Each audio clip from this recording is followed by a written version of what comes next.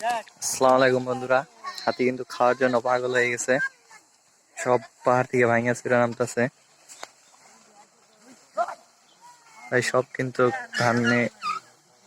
ধান খাওয়া ধরছে। ওই দেখেন অবস্থা, মাটিও খাওয়া ধরছে।